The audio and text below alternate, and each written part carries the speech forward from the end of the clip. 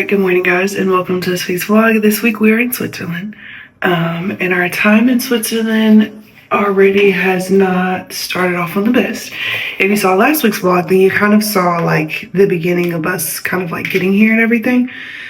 But yeah, so first of all, we took the train from, I think it's like the SCHF train. I guess that's like the name of the train line, from Paris to Zurich, Switzerland, right? And the train ride was amazing. I forgot that I booked first class seats for that train. So it was like a very nice surprise after being in Europe for almost 2 weeks of like having something just nice, you know, not to say that we aren't grateful to be here, but it was just a very nice, like, you know, so that was really, really good. The train ride was awesome. It was very scenic. It was very, very quiet in the cabin, which was just nice. And so like I edited the YouTube video, I read my book, Justin played his game, he took a little nap, and then soon enough, like it was time to get off the train. I think it was like a 4-hour and 4-minute train ride. So it was like a pretty decent amount of time, if you ask me. So we get off the train, we're in Zurich HB. That's like the main central Zurich train station, train line, whatever you want to call it, train station, I guess would be the appropriate term. So we're there, and when we were on the Paris to Zurich train, we went ahead and booked the Zurich train to Glatzbruck, which is like near our Airbnb. I don't care about saying that now because by the time I post this, we'll be back in America. But anyway, so yeah, we went ahead and booked that, and that was like $15 for 2 people, and it was like a 10-minute train ride. Like it was nothing crazy. So went ahead and booked that, and I booked it with an extra 30-minute cushion. So our train from Paris was going to get to Zurich at like 11:26, and I booked the train to Glatzbruck at 12:07. So that was like a good bit of time to like get lost and kind of like figure it out, right? So I'm in the train station and I'm looking at the ticket, and in Europe, like that doesn't mean anything to them sometimes, or at least specifically in Zurich, that doesn't mean anything. So the ticket didn't have what platform the train was going to be leaving from. Sorry, I'm looking for something and I do not see it. Okay, there it is. It didn't have which platform the train was going to be leaving from, or even the name of the train, or any of that. So we're lost. And my thing is like, whenever you're lost and you need help, who do you ask? A police officer. Not in America. In other countries, yes. So I like went up to a group of police officers plus this train station worker, and I guess they were like kind of ending their conversation, and I was going up to the police officer to ask him, and he was like, sir, I am not a bird, don't like shoot me away like that. But I was already like so frustrated, I was so stressed out, because at this point Justin and I had already been trying to figure it out. So the fact that he shoot us off, I was like, bro, this is so annoying, and people here are literally so freaking mean. So anyway, we tried to go to like a help desk, because there were like signs that we could read that were getting signals for like, you know, help desk. Went down to the help desk. The help desk was not an actual help desk. It was just a bigger, more complicated, more confusing view of the Zurich HB map that was in Swiss German. Right, so that wasn't really helpful, at least to me. I'm sure somebody maybe found it helpful at some point along their way in their journey to Zurich, but to me, it wasn't helpful to me. Anyway, so then we went to like down the train line a little bit, and we saw these 2 ladies that worked for the train company, and they were very nice, and they were helping 2 or 3 other people, and they were speaking English to them. So I was like, okay, perfect, we can ask them. And they seemed to be having like very nice, very pleasant conversation with them. And so I waited our turn, obviously very quietly waited our turn, and then I asked the lady who was like in the group with the police officers, but she didn't see me, because I feel like if she did see me when I walked up to the police officers, that she would have definitely helped me. But anyway, so I walked up to her and I was like, hey, we are trying to figure out where the train to Glatzbruck takes off from. And so she pulled it up on her phone, which genius. She just like pulled up train from Zurich HB to Glatzbruck, and it popped up like the Zurich HB website and like all of the train timetables. Genius. And she was like, oh, it leaves from platform 4142. And I was like, okay, we know what that is, platform 4142. Thank you so much. You're welcome. So then we left and we went down to platform 4142, which was like underground pretty much. And we were like Okay, so we're at platform 41, 42, but now it says 41A, B, C, D, E, F, and then there's no 41. So I'm like, okay, okay, somebody is pulling my leg. Like, this is just getting too crazy. So eventually we're walking, and there's like these little screens, and I'm looking on the screen and I see the place that we wanted to go to, and it said like Strauss something, S9, train S number 9. And so I was like, okay, like we have to be in the right place. So let's just stay right here.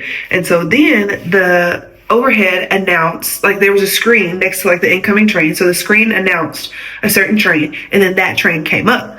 So then a few minutes go by and they announced our train, the S9, and then that train comes up. So I was like, okay, Justin, like this has to be how this is supposed to work. Like it has to be.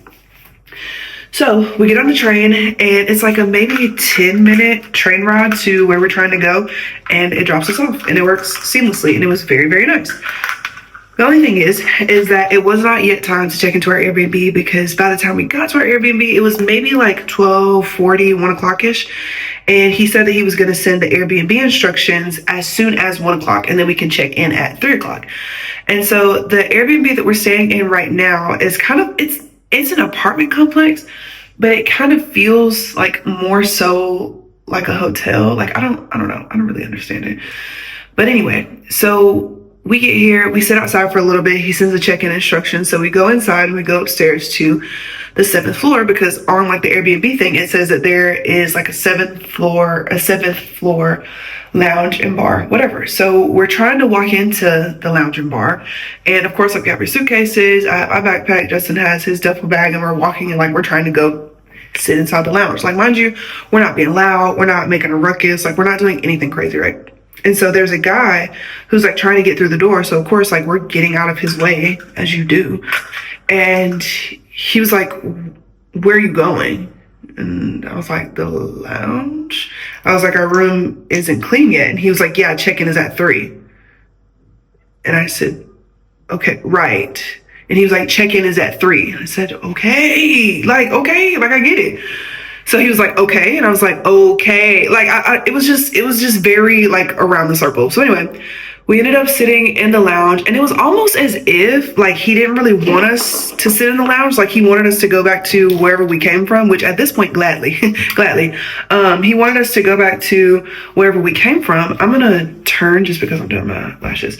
But there were literally other people that were sitting in the lounge that had suitcases, they had luggage, they had backpacks, they had all the same stuff that we had. So I was very confused as to why he just wanted us to leave. And like the entire time that we were in there, so from like 1 to like 2:50, because that's when we just decided to just fuck it and just go upstairs to the room.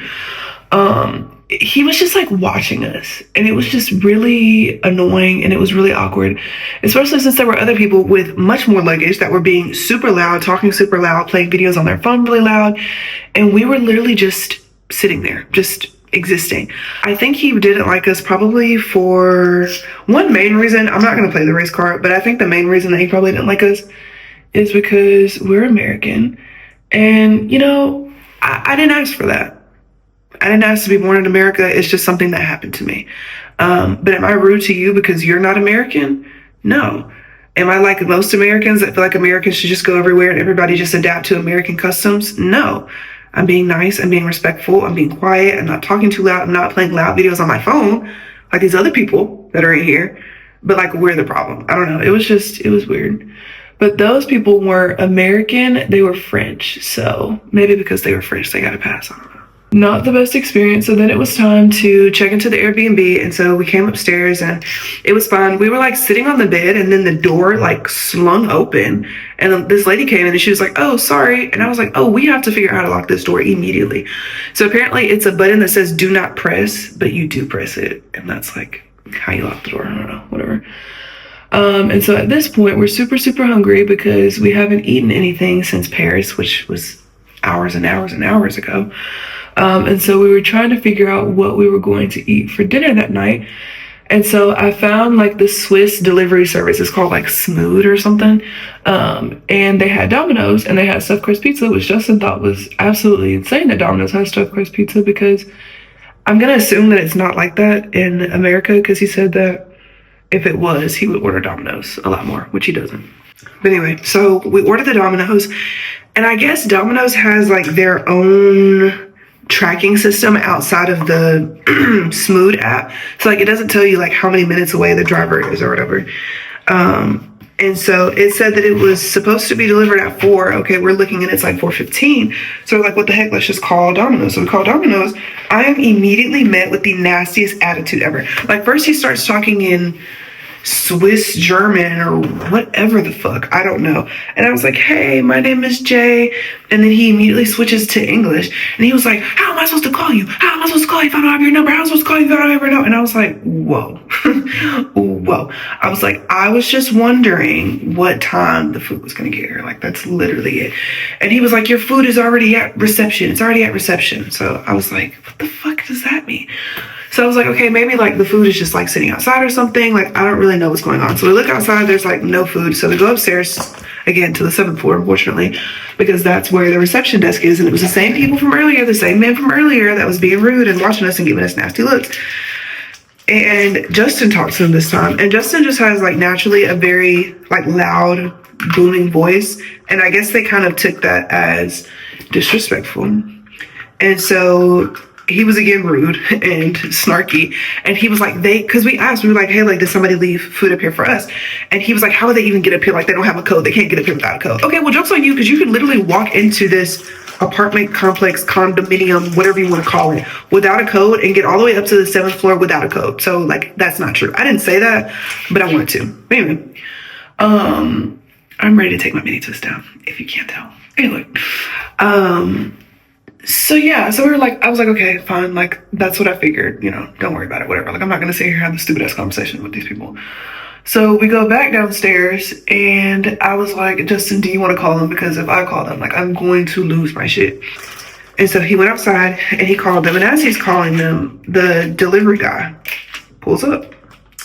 And we get our pizza. And I don't know, people here are just, oh, that's gross. But yeah, people here are just not nice. I don't know if they're not nice because we're American, they're not nice because we're black. I don't know. All I know is that I'm fed the fuck out.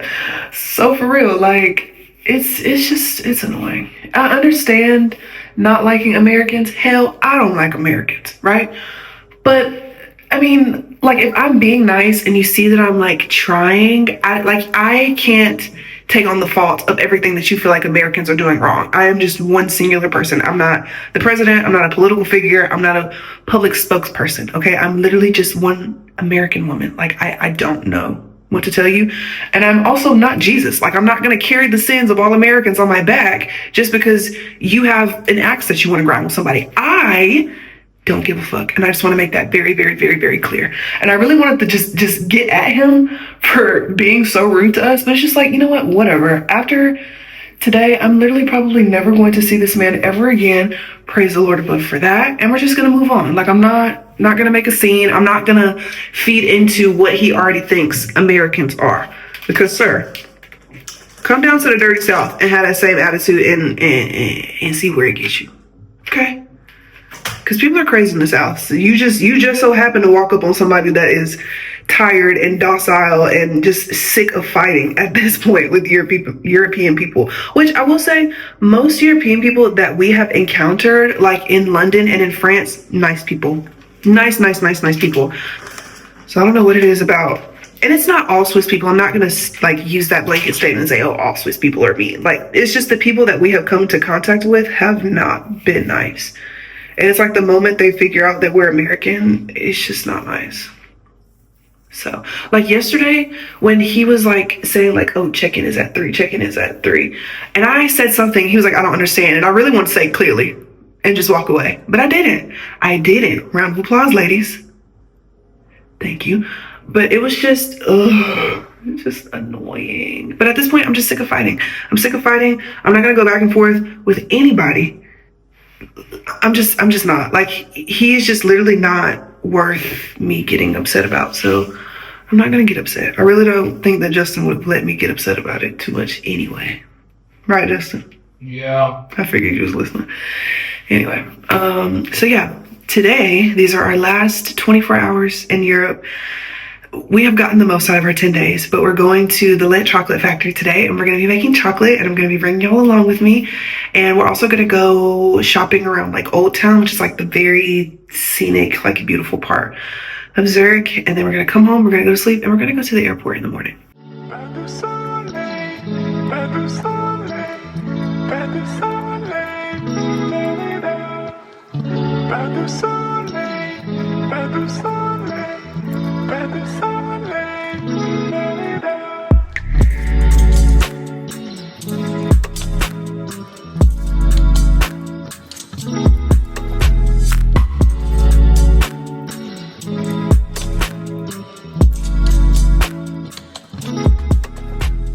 So Justin ordered a Belgian waffle, and I thought he had never had one, but I forgot Justin grew up in Germany. So grew up is crazy. He's had plenty. It tastes like a what? It tastes like a waffle. Yes, I told you, it just tastes like a waffle. Whoa, that's so good. Yeah. I like that.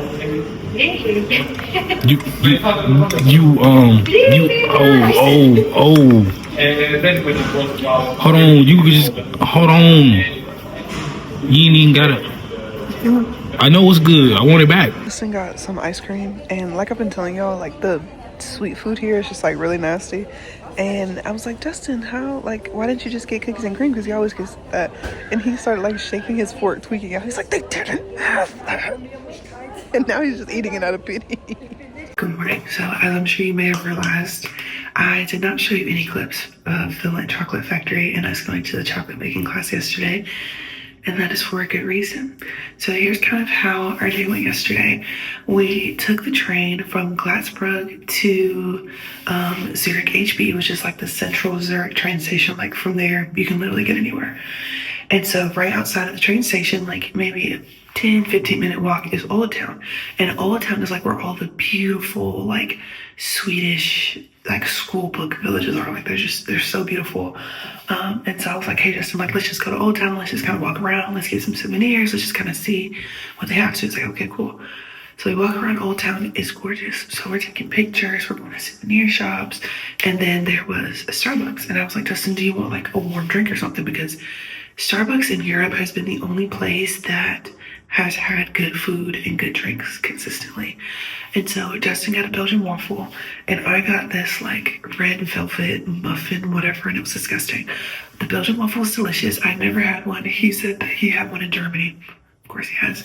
And so he knew that he really liked it. And so I had it. I really liked it. And then he had a hot chocolate, and I had a caramel macchiato, and all that stuff was super, super good.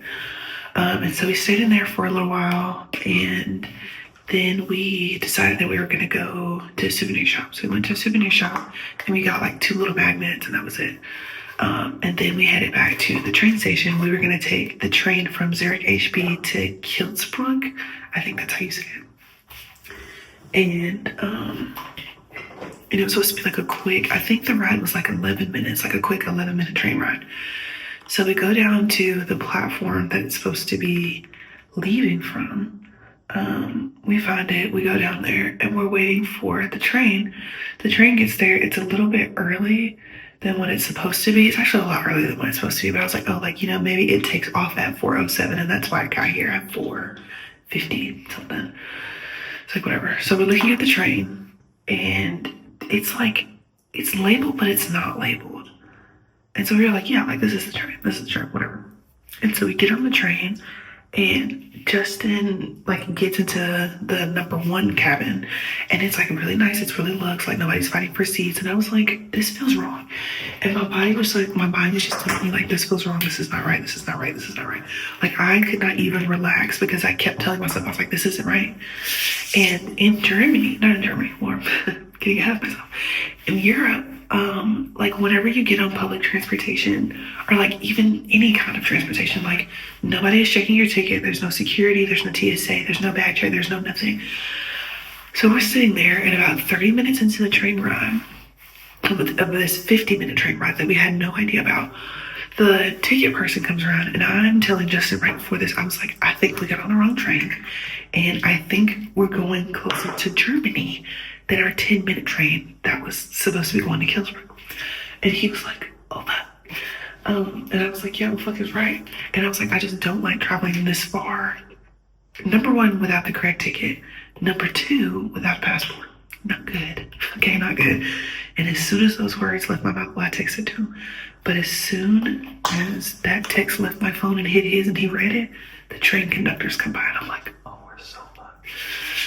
And so she's like trying to scan our ticket. And she's like, you're on the wrong train. And I was like, yes. And she's like, where are you trying to get to? And I was like, Kilsbrook. And she was like, so this train is going to Bern, as in Bern, Switzerland. Oh. So now we are hours in the wrong direction. And so we know now that we are not going to the chocolate factory. We won't be making chocolate at the world famous Lindt chocolate factory. And I am devastated. I'm trying so hard to keep it together because like we made a mistake, like whatever. And she was like, no, it's okay. Like just get off at the next stop in Bern. And then she was like, just take the Bern train back to Zurich HB, and then from Zurich HB you can get to Kilsbrook from there, like that. And she was even like trying to help me like book the ticket, book the fastest one, blah blah blah. And she was like, but you'll have to go to car 2, like you can't stay in car 1 because this is first class. So I was like, okay. And so we get up and we leave and we try to go find the seats in a number 2 car, which is like the normal class car. And of course we couldn't find anything. And so we end up standing up the last 20 minutes of the train ride, which it was beautiful. Like the scenery is something I will definitely never forget. Like it was gorgeous, like rolling green hills, cows, the cute little houses. Y'all have seen it, but it was gorgeous. It was gorgeous. And so we get off the train and we're trying to find the new platform, but now like we're looking at a different train station's timetable, and so it's a little bit confusing. And so we're like both getting frustrated with each other just because we don't want to miss another train and end up stranded here for longer than like realistically what we need to be. But we eventually find it. We kind of have like a kumbaya, like, hey, sorry if, you know, my words came out a little rougher than needed. That was not my intention. I, was just frustrated, do we need to talk about anything? Like anything I said, anything you said, and we were good. Like our communication at this point is so, we've done this before, right? Like we've been together 7 years. We kind of get like when the other person gets frustrated, words can sometimes come out in like harsher than what they're meant to, but we always recruit after like, hey, like if I said anything that was like a little bit too rough today, like, let me know, let's talk about it, let's talk through it, whatever. We were fine, we were good. And so we saw a train. This train was properly labeled and it said Zurich HB. And so we headed back to Zurich. And then we got off of the Zurich train, and instead of going to the chocolate factory, because now it was like 6:30 and our class was probably over, we were like, you know what? Let's just go back to Old Town. Let's just kind of walk through. Let's just kind of see what there is to see because it was gorgeous. And like we're still in Switzerland, we're still together. And this is still like a beautiful, magical moment, magical time. This is our 1-year anniversary. Like, let's just make the most of it. So we went back down, and when I tell you, it was the most beautiful sight I've ever seen in my entire life. Definitely the most beautiful scene, like the most beautiful scenery that I have seen since being in Europe. This rivals the Eiffel Tower, Arc de Triomphe, the Hall of Mirrors in the Palace of Versailles, the London Eye, the Tower Bridge, all of that. This trumped all of that in just like natural beauty. It was absolutely gorgeous in a way that I'm so glad that I took pictures and I took videos, because I want that moment to live in my head forever of how beautiful Switzerland is. Switzerland is genuinely the most beautiful country I've ever been to. Now, I've been to a lot of countries. I've been to Turks and Caicos, and then of course like Great Britain, France, and now Switzerland. But it's oh God, I can't even explain it. Like it's just gorgeous. But yeah, it was just really nice. And I'm really glad that we got to see that, because I don't think we would have gotten to see it anywhere else. So we walked through Old Town, we took some cute pictures, took some videos, just so we can just kind of remember the moment. And then after that, we went back to McDonald's. Their McDonald's, like, as I've told y'all, I think in the last vlog I was saying this, but like, Europe has very strict food regulations on like what can and can't be in their food. And so their McDonald's, like, they have real actual food. It was just so good. Like the service was impeccable. The food, like the French fries, were too hot to eat. Like you had to wait a second for them to not calm down. You had to wait a second for them to cool down before you could eat it because it was that piping hot. Like it was so hot.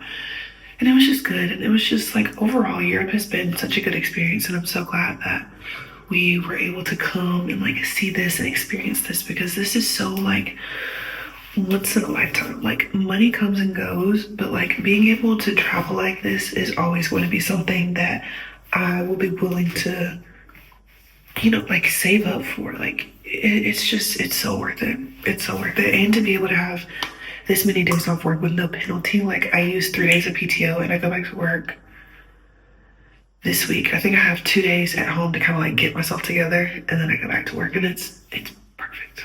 So now we're packing everything up and we are about to go to the airport. So I will see you guys back in America. Good morning, vlog. I feel like I haven't seen you in a long time. I know I have, but like I've been vlogging on my phone, so it doesn't feel the same as like vlogging on my camera. Oh my gosh, this is so delicious. Excuse me. Anyway, our flight from Switzerland to America wasn't that bad. The Zurich airport is just very much not labeled. Like you're just kind of supposed to know where you're supposed to go. So we had to ask a lot of people for help. And then our flight took off started boarding at 10:55. And so we got to the airport at like 8 o'clock because we wanted plenty of time to be super confused. But we ended up getting to the airport at like 7:30, which was even better because we had more time to be confused. But the American Airlines check-in thing didn't even open until 8:15, and every other airline was already open and like checking people in. But I think our flight was the first flight of the day, so like you're gonna have plenty of time. But I was just really worried because people were saying that the Zurich airport customs line and TSA lines are just really long. So I was like, oh, how are we gonna have enough time for that? But it actually went really fast. So it was great. But yeah, the flight wasn't bad. We sat in seat 10, like row 10. And so it wasn't an exit row, but we had so much legroom. Like it was ridiculous. And I watched the first Harry Potter movie. I read the second Harry Potter book. Started the third one all on that flight. So that's what I did for my 8 hours. I didn't really sleep for real. I just kind of like read a Harry Potter book, and then after I read a Harry Potter book, then I watched the movie, like back and forth. So yeah, so now I'm on the third one, The Prisoner of Azkaban, and it's like I read these in 5th grade, and I thought I knew more about them than I did, but I guess I forgot because it's been 10 years, over 10 years. So anyway, I'm reading those, and it feels so good and so nostalgic. Also, if you have Peacock, all of the movies are on Peacock. You know what the scale is? The scale, it's in the bathroom. Don't get on the scale now. What? I guess go ahead. Yeah, I ain't eating them. Take it with a grain of salt. Nope. Take it with a... Justin. Anyway, so now this is my favorite part of vacation where I show you all the souvenirs we got. I literally only got a few because like when we went to these places, they didn't really have a lot of stuff that I really wanted bad enough to bring back. Like they don't have hoodies or anything. Like London didn't have hoodies, Paris didn't have hoodies. They just had like low quality t-shirts that I know would get like linty. Like y'all know how I feel about that. I'm gonna start scratching if I even talk about it. But they just had like super low quality stuff that I didn't want to buy, so I would rather like spend money on stuff that I know would be worth it. Anyway, so let's start with the magnets. Y'all know that we get a magnet for every place that we've been, and I'll show y'all the magnets over there. But we got this magnet in London. I'm pretty sure, I can't remember if Justin picked this one out or if I picked this one out, but this is our London magnet. She's very cute. And we saw all this stuff in person, so it's like really awesome that Justin, did you pick this one out or did I pick it out? I can't remember. We picked it out. We picked it up? Okay. Justin picked out this one. This is the one from Paris. We got this one in Galerie Lafayette. I don't really know how I feel about that mall. It was just like super busy, but the one next to the Airbnb was a lot better. But this is the one that we got from Paris. And then when we went to Switzerland, I liked Switzerland so much. Like that was definitely probably my favorite like leg of the European trip. So in Switzerland, they have like a lot of stuff that's cow themed, and so this is like a cow skiing, I think, if I looked at it correctly. And it's just, I don't know, I thought it was really cute, and so decided to get this one. And then as we were leaving, we saw this one, and I don't know, I thought it was really cool. My grandma has one of these. It's like one of the magnets that tells you like what the temperature of the house is. And so, I don't know, I just thought it was cool. And like our grandchildren can have this one day and be like, oh, Grandma Jay has this. Oh, I thought Justin's gonna be like, grandkids. But anyway. You okay? Yeah. Okay. But yeah, it tells you the temperature, which I really like. And then I got this coffee cup. I guess it's just like a regular cup, but I'm gonna use it for like whenever I make my double shots of espresso before I go to work. And it has a little bitty cow on it, and I just think she's so cute. And she has a little bell, which I think is awesome. And I love that. And then from Paris, Le Petit Prince. Prince. This smells good. Oh, that's because there's a YSL. I was like, why does this cup smell good? Because there's a YSL perfume in here. That smells good. I should have got that. Anyway, so yeah, I got this little Petite Prince cup, and I thought it was really cute. Part of me wants to, I don't know. No, I'm gonna keep it. Yeah, I'm gonna keep it. So, got this cup. So now I'm gonna show you all of the magnets that we got. First, let's find a place for them. Dustin, this is my favorite part. So what you got? Like putting it on the fridge. Ooh, I don't know if we're gonna have enough. Maybe we'll have to scoot over to the side. Jet has to come down. Oh. Just for now. It's also not fair for Jet to be up there for JoJo's mine. They don't like JoJo. Shut up. Yes, they do. Don't start those rumors. They do like JoJo. JoJo is not photogenic, and Jet is. JoJo not photogenic? He not. JoJo want to be. JoJo not photogenic. He don't want to be bothered. No, but JoJo not photogenic. Not when he don't want to be bothered. He's still pretty. He is. No, JoJo's gorgeous. Okay, it is. He's still photogenic. You can be pretty and not photogenic. Really? That kind of defeat the purpose. Listen. Remember us, Odysseus. Woo. That Switzerland thing got some power to it. God, dog. Woo. Jeez. Yay. We look so well traveled. Yeah. We gotta put a picture up here or some shit. Yeah, put Jimmy up there. No. No, it's not. We need like small pictures. Like little bitty pictures of like us. Well, these don't fit up here no more. No, they don't. You don't have this, the thing. I don't have the thing, no. It was a waste. Oh, we already have this one up there anyway. That's fine. That's, you got that kind of big. No, I love it though. We don't have. That's probably my favorite magnet on this side. We don't have a theme for these. Like, It's supposed to be colorful. So this one matches the theme. This one matches the theme. These do. This one don't. But it's yeah. That don't. This was the best one we was gonna get. Yeah. So these are our magnets. We love them very much. But today we're gonna go get breakfast. And then we're gonna come home. We're gonna figure out like the grocery situation, like figure out all the stuff that we need from the store.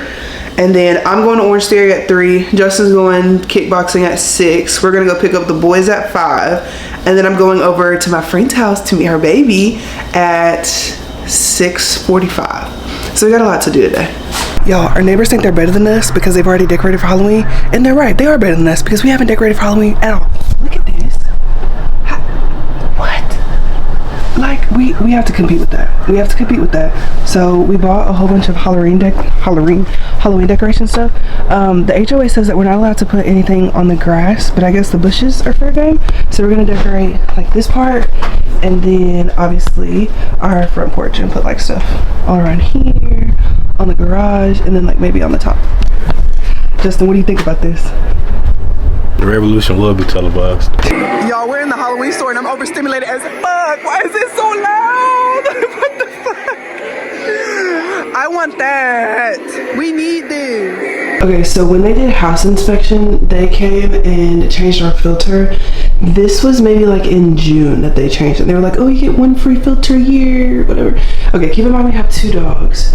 And I feel like this is not even doing it justice. Okay, you can see it better now. Do y'all see that? What? Okay, so we went and got a filter yesterday from Target, I think. And this is the filter.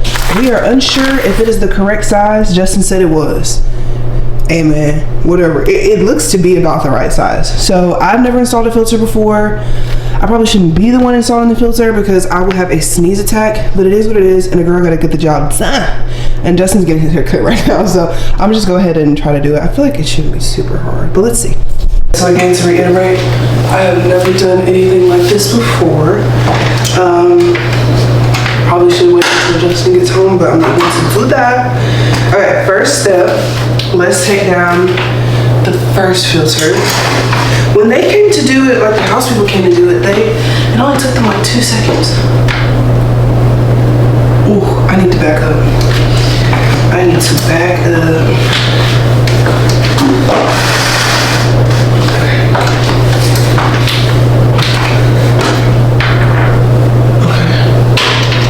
Ugh, this is nasty. Ugh.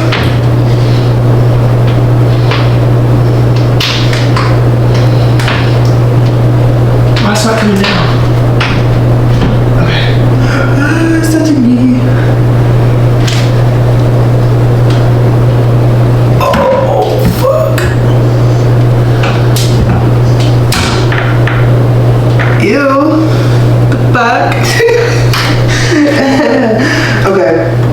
Ooh, this is the wrong size. Fuck. This is a 20 by 20 by 1, and this is a 16 by 20 by 1. So we're 4 inches off the freaking mark. Oh, this looks so bad though. Okay. Okay. Well, I will go to Target today, and I will get a 20 by 20 by 1. Cause that ain't right. That ain't right. Look, just don't say that. Freak. Okay, well, at least I tried. At least I tried. We definitely could have looked at the size before we went to the store. That was very easy of us. Girl. Get up in this thing. Now don't fall on my head, please. Okay, we tried, guys. We tried. This will be a Justin project. So a 20 by 20 by 21, and not a 16 by 20 by 1, or 20 by 20 by 1, and not a 16 by 20 by 1. Okay, so I just feel like running my mouth, so let's just do that because it's fun. Okay, so first of all, yesterday Justin and I went grocery shopping, and we went to go shopping for Halloween decorations because our neighborhood has like a newsletter or whatever, and they sent out a letter saying like, oh, we're doing a Halloween decorating contest to like decorate the front of your house, but like don't put anything on the grass because y'all know that they have landscapers come out, and the landscapers like mow the grass. They put like new flower bushes in. They're like, I don't know, they do a pretty good job now. They used to not, but they do a really good job now. So they're like nothing on the grass, so that pretty much like leaves you to only decorate like your front porch, your garage, and then like your like front I don't know how to explain it. So when we got back from Europe, as soon as we rounded the corner into our neighborhood, the first thing we see is that our neighbors have like this octopus arm hanging out of their front door, like the front door, but like their upstairs bedroom. So I'm like, are you joking? And it was like glow in the dark. It's inflatable. It's huge. Their house is huge. Like you literally can't miss it. So it's like, oh my, okay. So then our other neighbors, they also have everything like completely decked out, completely decorated. And then there's our house. It's in the middle of these two houses, and it's like, we look so plain Jane. We cannot let this happen. Now, the prize for winning the Halloween decorating contest is like $100 gift card to some restaurant. I don't even know. So whatever. We go to Target, we get all of our groceries, and then we go to Party Wow It's like Party Wow / Halloween Wow, right? I don't know. And so it's like a party store / Halloween store. And so we go in there. First of all, there's this like 12-foot skeleton that screams at you when you walk in. So cool. Put it in the cart. Okay, I wanted to, but you know. So we're like finding stuff, and I was like, okay, so their octopus is cool, right? Like, I'm not gonna take that away from them. Their octopus is cool, and they have like other little decorations, but like none of their stuff was super cohesive. Like, it didn't tell a story. You know what I mean? Like, they just had this really cool octopus, and it's like they were kind of hoping that that was gonna be enough to get them to win, I'm assuming. And so I was like, I want our stuff to like have a story, to be cohesive, and to not just be like really big stuff that's cool, but like the whole thing is cool, right? So whatever. Justin and I kind of like split up, and we're bringing things back to each other like, hey, do you think this is cool? Do you think that's cool? And I saw this thing on TikTok. I'm gonna scoot over so I can see it. I saw this thing on TikTok, or like TikTok and Pinterest, where they have like hundreds of like little skeletons like climbing the house, and I was like, dude, I want to do that so bad because I think it's so cool. And he was like, yeah, like that would definitely be cool. So they have like the bigger skeletons, which were like $24, and they had like these smaller skeletons that were $6. And I was like, Justin, we're not about to spend $24 times 15 making these skeletons hang up for our house. Like, no, that's insane, because these decorations are only going to be up for like 2 weeks. Like, we're not spending that kind of money on Halloween decorations. That's crazy. He's like, no, you're right. So it's like, what if we get the little skeletons, but we get something else that's like bigger, attention grabbing, right? So he's like, yeah, let's do that. So he found these little like window decorations where it's like a witch's body like on the back, but like the front is flat, so you like splatter it on your house, but it's like it's a witch. And so we got 2 of those. We got a whole bunch of like spider web. The spider webbing was really hard to work with, which I guess a normal spider web is hard to work with too. So we got some of that. We got caution tape, which that's a whole story within itself. We got like big spiders, little spiders. We went to Target and we got like these LED flash, what are these called? Light bulbs. And you can like use a little remote to change the color. So like now at nighttime, our front porch is gonna like light up like this really cool, sick lime green color. What else did we get? We got like some wooden boards to like board up the front part of our house, like the windows. We got like some tombstones to put not in the grass but like in the bushes, and we got like some skeletons that are like coming out of the tombstones in front of it. Literally so cool. We spent like maybe $300. Now I'm gonna scoot over again. I wanted to get this out of Party or Halloween Wow, whatever. It was $400. The reason that we didn't get it is because we're not allowed to put anything on the grass. And Justin was like, would you really buy that if we were able to put stuff on the grass? Absolutely. And I was like, but the thing is, Justin, I wouldn't put it out right now. I would put it out literally the morning of Halloween. I would put it out the morning of Halloween, because that way our neighbors won't be able to like find something that's cooler than that. Like, how are you gonna find something that's cooler than that? You literally can't. But I will tell you, like, we decorated like yesterday and today, and it's finally finished today. But I didn't show y'all the process because Justin wanted to film it for his TikTok, and I didn't want to take that away from him. But I will show y'all what it looks like after, because it looks so cool. I want to show y'all what it looks like at night, because it looks really cool at night. Yeah. So yeah, we did all that. So yesterday, as we're in Target, which is where I am right now, I really need to turn my car off. It's fine. No, also, we were decorating, and I was like, Justin, back up, like, so we can see a little bit better. And our house is like on a hill, and so I was looking at my tires, and I was like, Justin, are the inside of my tires bald? And he was like, as fuck. I'm like, no way, Justin, because I literally, let me look at this paper. I literally just got my tires done not even that long ago. This is from the body shop. Anyway, I literally just got my tires done, I think like in May, and so for the inside of my tires to be bald is crazy. Like, I don't know if it's the way they put them on there or what, but now I'm gonna have to get 2 new tires because my tires are bald in the back. Like, what the fuck? Seriously? Anyway, so we go to Target. There's this lady in Target who I literally cannot stand. I think she's so rude and disgusting and nasty. So anyway, this Target is the only Target for what, 50 miles? And so they have 2 self-checkouts. There's one on the west end of the store, one on the east end of the store. And the one on the east end has been closed for, I know for a fact, a year and a half. A year and a half it has been closed down for no particular reason. There doesn't appear to be anything wrong with the registers or, you know, whatever. It's just closed down. So you can only use the one on the west end. And then they have like the little normal standard registers in between. So we have all this stuff from all of our grocery shopping, and we get up to the front and it says 10 items or less. Well, great, because we have 43,000 items in this cart, so that's just perfect. So I was like, okay, we'll just go over to a register. Why are there only 2 registers open? Huh? At Target. First of all, everybody knows that when you go in Target, you never end up getting what you actually went in there to get. Carfax, don't be sending me nothing. Anyway, so like the likelihood of you only having 10 items from Target is kind of ridiculous, right? So you're making the self-checkout a 10 items or less line now. The other self-checkout is closed, and then you only have 2 registers open. What? So I was talking to Justin about this, and I guess the lady could hear me, which, ma'am, you're not Target CEO. Like, I know for a fact that you didn't make the decision to make this a 10 items or less line, so obviously I'm not talking to you. If the shoe doesn't fit you, don't fucking lace it up and wear it, bitch. Like, I wasn't talking to you, right? Anyway, so I'm like talking. She's like rolling her eyes. She's like,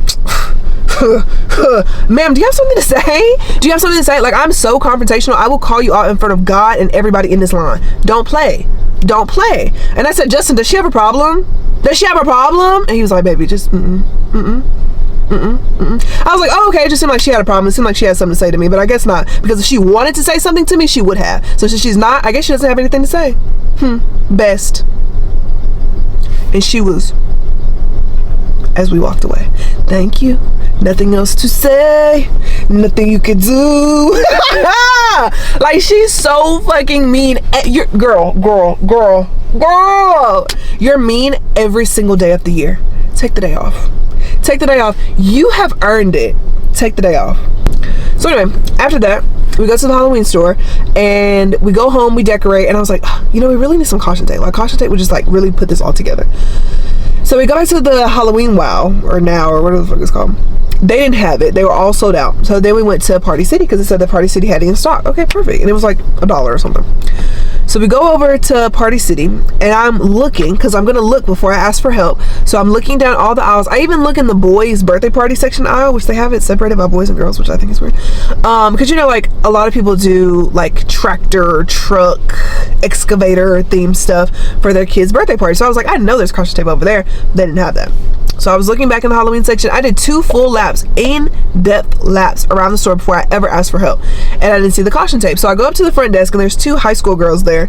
And they have their, like I'm right here, and they're sitting right here, like, scrolling on their phone, whatever. So I come up to the desk, and I was like, excuse me. And she, like, looks at me, and she's like, okay. I was like, hey, can you point me in the direction of the caution tape? Not asking you to stop what you're doing or anything. Literally just, can you point me in the direction? She fully rolls her eyes, scoffs, turns her back to me, and continues to scroll on her phone.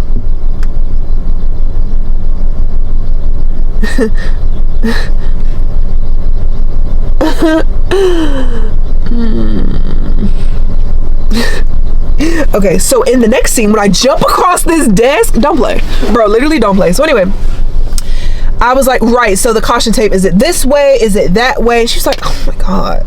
So she gets the little fuck ass walkie-talkie. She's like, caution tape, like, over the walkie-talkie.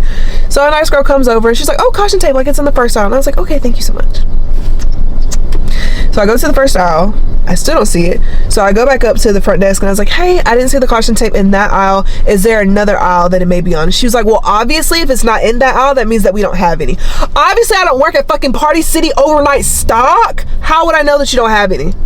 Right? Okay. So I literally had to leave because I was about to clock her. For the rest of her days. Like, I was literally so irritated by that. So I get in the car, and of course I'm breathing flames, huffing and puffing like a dragon, and Justin is like, baby, what happened in there? And so I tell him, and of course, like, Justin is usually on my side of everything. He's like, hey man, fuck us, stupid. And I was like, thank you. Exactly.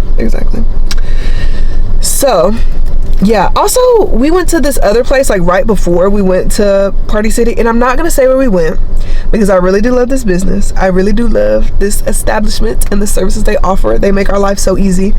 And so we went in there and I was like, hey, I'm here to pick up, you know, so and so. And they looked me up and down. They're like, okay, right, so go get it. Right, so go get it. So go get it. So anyway, they go get it, and then they're like, like looking at their computer, they're like, so your total is gonna be $1,002. Right, so charge the card. So charge the, what's funny? What's funny about the total? Charge the card. And you know what's gonna happen in the next scene? It's gonna say approved, and we're gonna move on from this. What? What? Like, just because I come in here looking a mess, come in here looking tired and busted because I just got off of a 45,000 hour flight from Europe.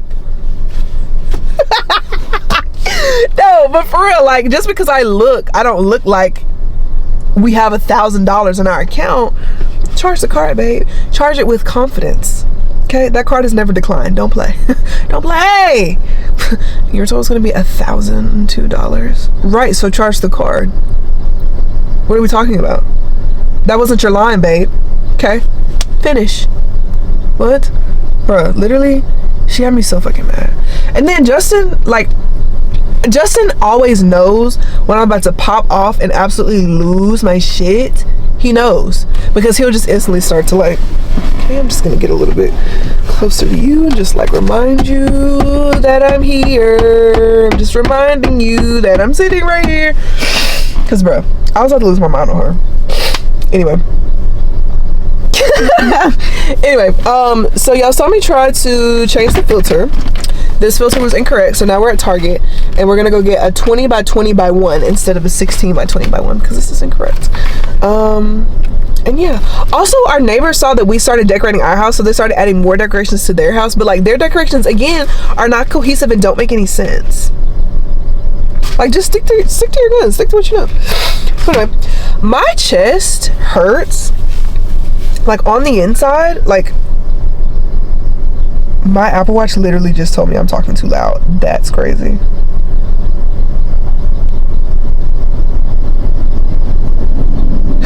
Ooh, there's drama. Where's my phone? No, where's my phone? Where's my phone? There's drama.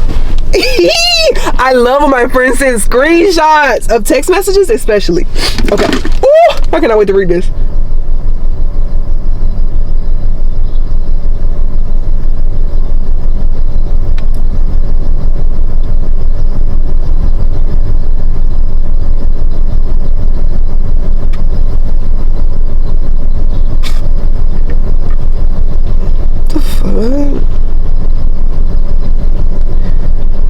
I need an emoji that shows more disgust than the options that I'm being given.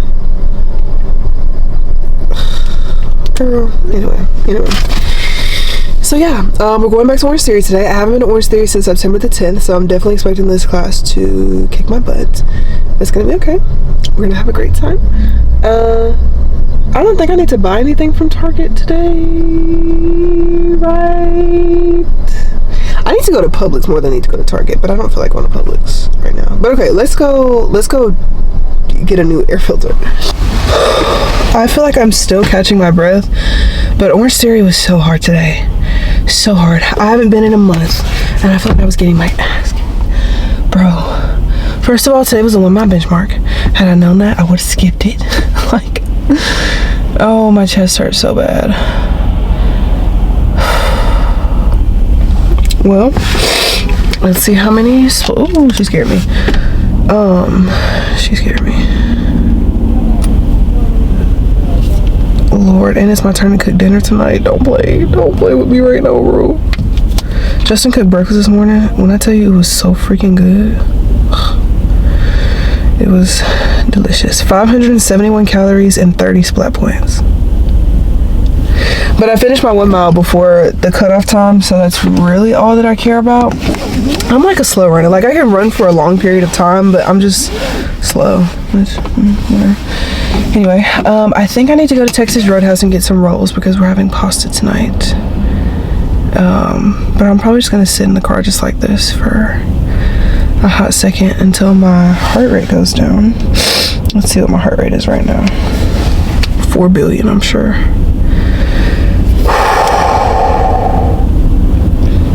It says it's 121. 121 my ass. Like my chest hurts so bad right now. But I think I don't know, my chest hurts right here. And at first I was like, my heart's on the other side. But it just feels sore. But I think that's because the other day I sneeze and I usually like go like and like push my sneezes inside and like don't let it out so that I don't disturb other people, which is so stupid.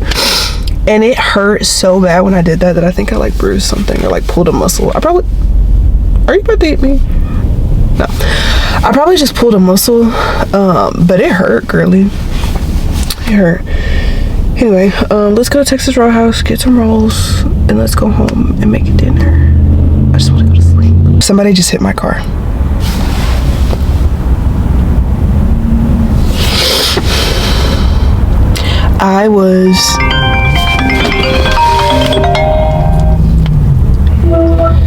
Are you busy? No, what's wrong? Is anybody in there with you? No. Oh, so I was at the light at Orange Theory and somebody hit the back of my car. Why? What the fuck? So I get out of the car and this old man gets out and he's like crying. He's like, I'm so sorry. Like they hit me and then I hit you. Blah, blah, blah. So I really didn't see anything at first. It's like a small dent, but it's not really anything to like write home about. At least to me. If you think it's not. No, and he didn't hit me that hard. Like it was kind of like a, I don't know. He just didn't hit me that hard. I just don't feel like it's enough to take it to the body shop and it be in the body shop for a month. Yeah. Because we see, like, and I don't know if we can rely on my car right now anyway. Right. So, I don't know. I'm just not gonna worry about it. Where were you headed? I was headed to Texas Roadhouse. Okay. But I was like at the light and I was stopped and he just hit me. So you said he was crying? That's sad. Yeah, I think he already had some other stuff going on and that was like his, yeah. And I was like, hey, I've been there. Did you even exchange information? No. Okay. No. But yeah. You had me worried. Well, I just wanted to let you know. Just, you know. Yeah, you said call you was important. Well, it is important. It is important. I mean, yes. But I didn't know.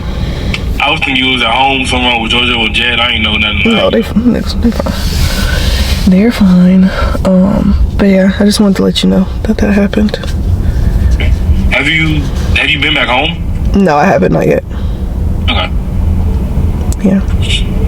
Alright, but yeah, I'm in by myself. So, well made peach cobbler. I don't know if you like peach cobbler or not. So I can't judge it off taste because I ain't never had peach cobbler. So. Okay, you can bring it home. Alright. Alright. I love you. Please get home safe. Okay. Okay. Bye. Okay, so as you just heard, I was parked and I think he was already stopped and I think somebody hit him and it like pushed him into me a little bit. But it's like if I could have gone months and months and months and months of looking at my car every single day and be like, I can't tell you where like the damage is. Like I don't see it. But it's like a little scratch, but I just don't care about that. Like it's a car. He hit me maybe going 3 miles per hour. Like I just, it is what it is. But God is good and I'm safe and my car is good. And Justin's car has been acting funky wonky lately. So life be lifing, you know, and that's okay. That's okay. I'm gonna order these rolls from Texas Roadhouse and we're gonna just keep on going. Liam Payne has died at the age of 31 after reportedly falling from a balcony in Argentina. We are extremely shocked and heartbroken to hear this news, sending our love to his family, friends, and fans around the world. There is no fucking way that Liam Payne from One Direction just died. Dude.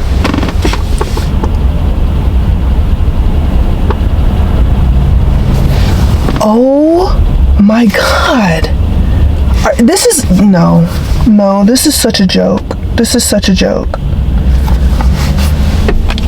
What?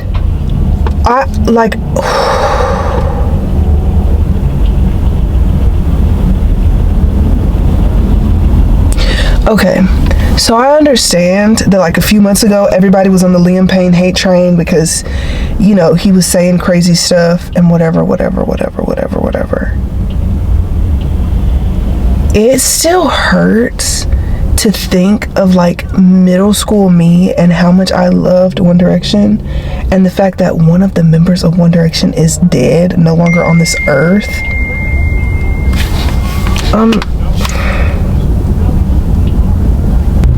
That's actually crazy. Like, none of the members of One Direction have posted anything about it.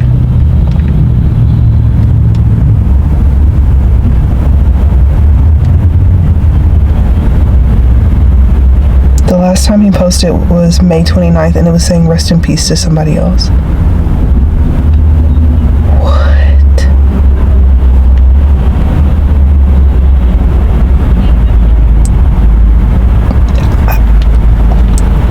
I don't... Today is crazy. Okay, I've been looking crazy by the head for literally so long, so I'm about to take my mini twists out. They are just like so old, so raggedy, busted, and disgusted. And I have deemed my new bedtime is 10 p.m. It is 8:50 something, so I'm gonna do this, get in the shower, wash my hair, eat dinner, and go to bed. I finished taking down my hair in 15 minutes, and that is the fastest that I've ever been able to do it, and I am so proud of that. So y'all know how I always make fun of Justin because he goes to bed at 10. Well, I started going to bed at 10, and now I feel really good, so we're not gonna make fun of him anymore because it actually does work. Anyway, we're going to work today, but it's only like 8 o'clock in the morning or something like that, which me up at 8 o'clock, be serious. But our closet looks like who did it and what for, and I'm gonna show you. That's not good. That's not good. The rogue hanger, like, it's bad. And then like it just looks crazy. Excuse me, oh my gosh. But we're gonna fix this. We're gonna hang up some clothes, do a whole bunch of laundry. It'll look better. All right, Justin, what do you got planned for today? So we had Belgian waffles and what was that, Switzerland? Yes. Yeah, and so they were really good. And I've had them before when I went to Germany, but we had them again. They were still good. And so, you know, obviously, I looked on TikTok because that's some new Google, and I'm gonna make some from scratch. I don't really know how this is gonna go. I'm really good at making breakfast, so hopefully that just kind of kicks in and it works. But if not, you know, you live and you learn. All right, guys. So Justin made these Belgian waffles from scratch. They actually look so good. Okay, we're gonna try one. This is the waffle, very big. They're good.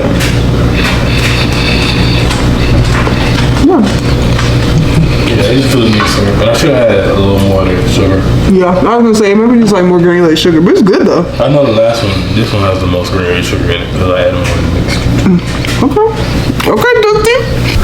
Okay, hi guys. So now that I'm going back to work today, I have not even been to work since the beginning of this month, and I don't think I'm nervous. I don't think I'm worried about going back to work because like it's just my job. Like it's the same job that I always do. But I don't know. I just feel like so many things have changed since the last time that I've been at work, and there's just been like so much going on at work in general, and like a lot of people are like in that transition phase of their nursing career where like their husbands are moving, so they're moving, or like their kids are graduating school, and so like they're moving states, and like there's just a lot of people that are just kind of like in that transition period. So a lot of people are leaving, and that's good and bad. Like it's good, number one, because like I'm happy for you. Like I'm glad that, you know, your life is in this new period, and you know, that's awesome.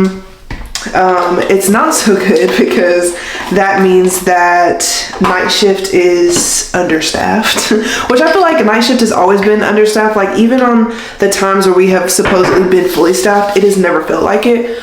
And I feel like that's part of the problem, like with day shift and night shift across like any job, is like you always feel like night shift has it easier. You always feel like night shift is super lazy and like, oh, they never do anything and all they do is like sit up all night and blah blah blah. But like, at least from my experience in nursing, things can be very calm, cool, and casual on night shift, and then absolutely have shit hit the fan in the next few seconds.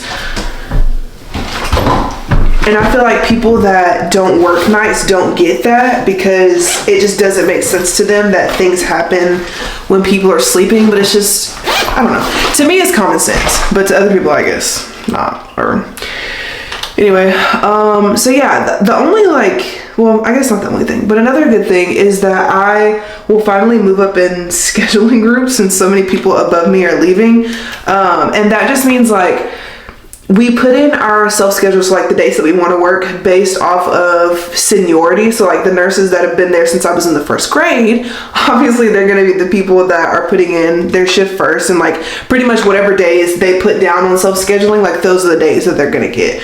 And the people with less seniority, like me and the one person under me, we kind of get, like, they try to give us the days that we want, and I do appreciate that. But like, if somebody has to be moved to a different day because too many senior nurses like pick the same day, and like we pick that same day with them, then like we're obviously going to be the first people to move, because you're naturally going to accommodate the people that have been there the longest.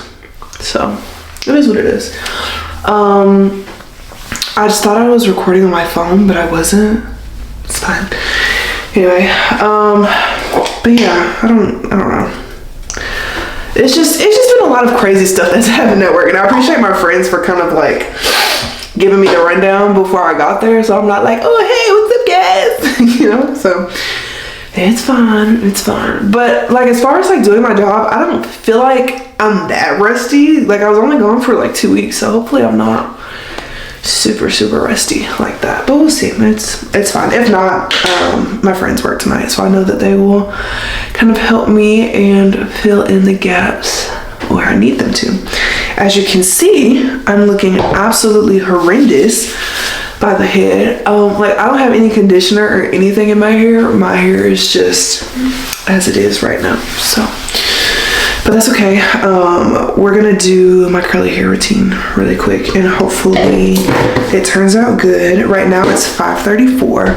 I want to be done with this by 5:45. So let's see if we can do that. I hope we can. We should be able to. Okay, so the first thing that I do is take it out of this little, oh, it just feels so dry. It feels so dry, and it is so dry. But my hair has gotten so much longer since I started doing mini twists, and that makes me really happy. Ooh, it smells very good too. Looking for my rat tail comb. It's giving, whose hair is like this from Hey Arnold? Is it Arnold? Yeah, it's giving Arnold from Hey Arnold right now. Oh, I used to love that show. That was my comfort show growing up. Or like whenever I was sick, I would always watch that. Or like having really bad period cramps, that was my go-to show. Where is my rat tail comb? What the heck? I swear that is the comb that goes missing the absolute most. What the freak? Okay, I found it. That was so ridiculous. Okay, so we're gonna start first by parting down the middle.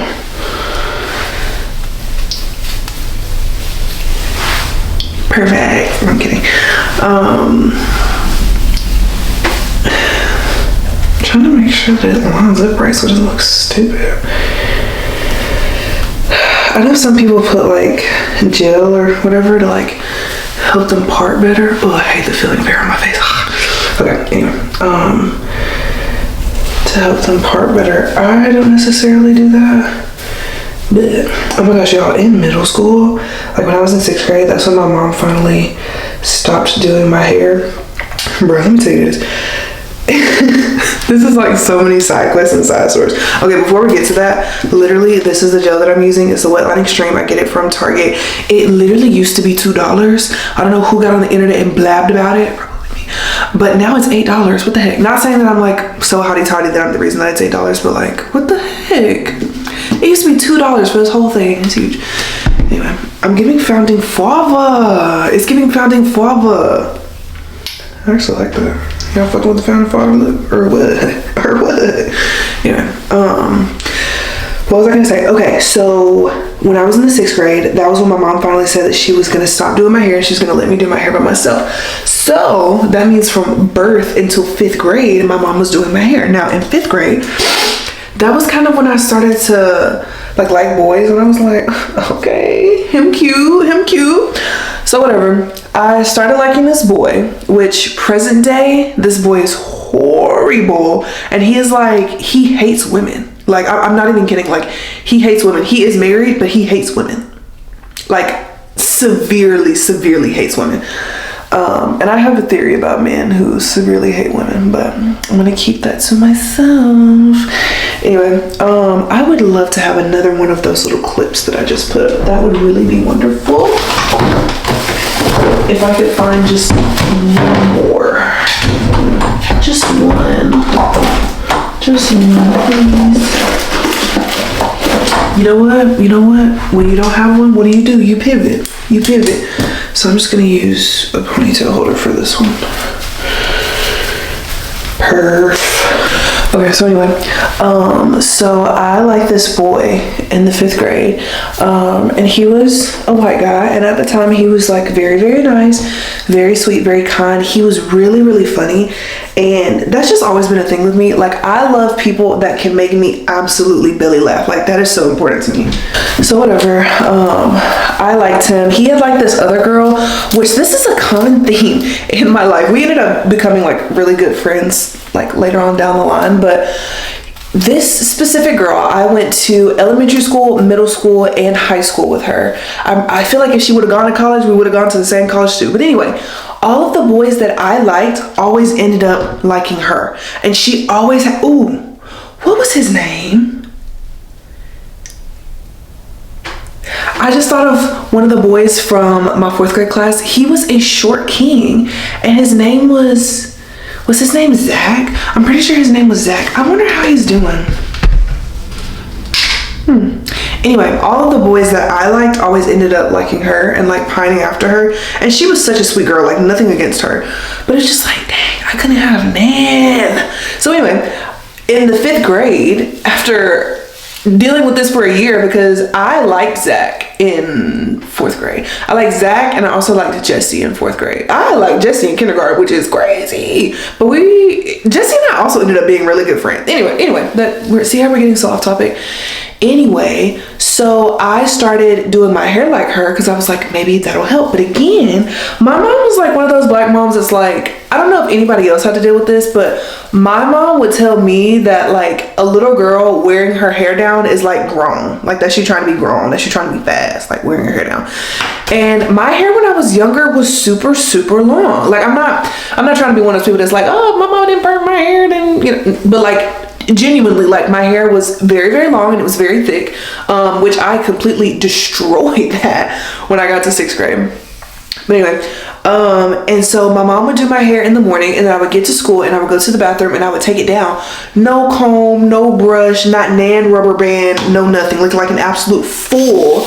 You can still see like the indention from my hair tie, because my mom used to tie her hair so freaking tight. You can still see like the indention and everything, and I'm looking a fool, I'm looking a mess, but I'm thinking to myself like, oh my gosh, like it feels so good to have my hair down because I could never wear my hair down. So first of all, like this is absolutely amazing. But the whole time looking like a fool. So anyway, this was also the guy who told me, I'm pretty sure at this point, he was the one that told me that I was pretty for a black girl, but like he wouldn't like date me because I was black. But he said I was pretty for a black girl. So kind. If that doesn't tell you the kind of adult that he grew up into, I really don't know what to tell you. Yeah. So in middle school, my mom was probably like, okay, well like you're 12 now. I was like 11 when I went into middle school, I'm pretty sure. But she was like, okay, like you're in middle school now, like it's time for you to start like getting up early and doing your own hair and whatever. And so I vividly remember like the first time I got up for, I think it was called like pirate camp, which was like the 6th grade summer camp to like get you used to the school and lockers and all that sort of stuff. Yeah. So I remember getting up in the morning, and I used to have really bad dandruff whenever I was a kid, and like even up into middle school. I don't know what happened. I just never had dandruff again. Like I don't really know how it just stopped, but it did. But yeah, and I was like combating that, and I put my hair in a ponytail, and I would flat iron my hair every single day, and I would go to school smelling like hot flat irons. And if you know, like the smell of flat irons smells so bad, at least to me. Like it is just not a very pleasing smell in the slightest. But yeah, and that was just really embarrassing. But I absolutely fried my hair off, and I wish my mom would have stopped me.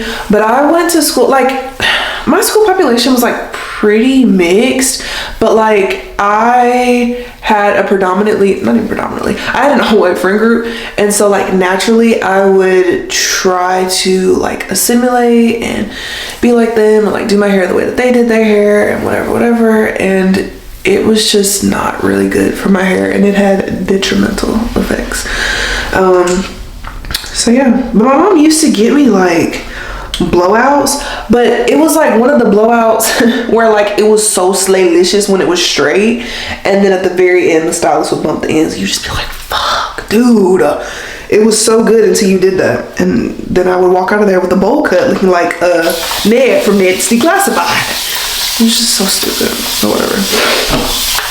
But yeah, I feel like my hair has grown a lot, and I've learned a lot about my hair since I decided to go natural.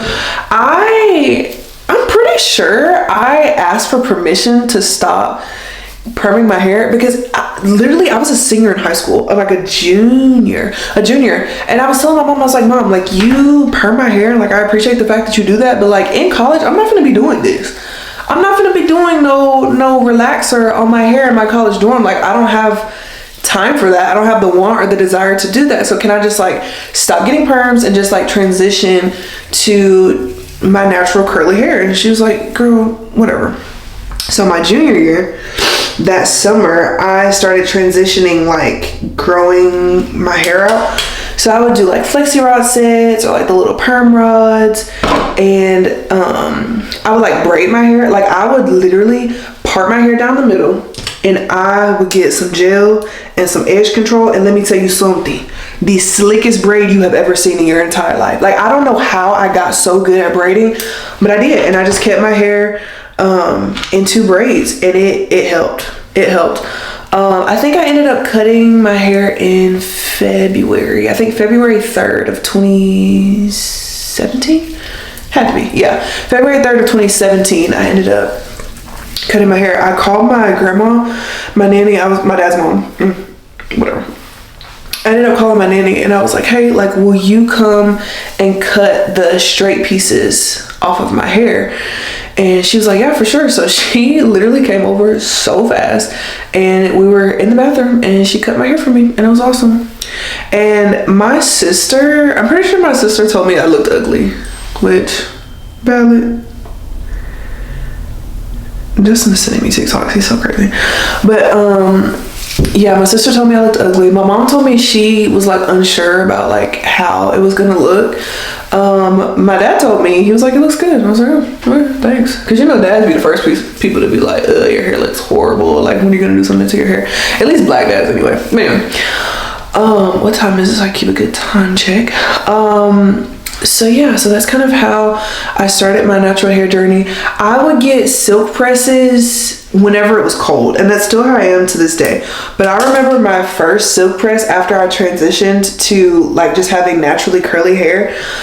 I almost said the person that I went to. I don't even know if this person still does hair or if they were even a licensed hairstylist. But anyway, I told her, I was like, hey, I am natural, like I have naturally curly hair, and I just want to ask you to use heat protection like any other precautions that you would normally use for your clients that come to you with natural hair.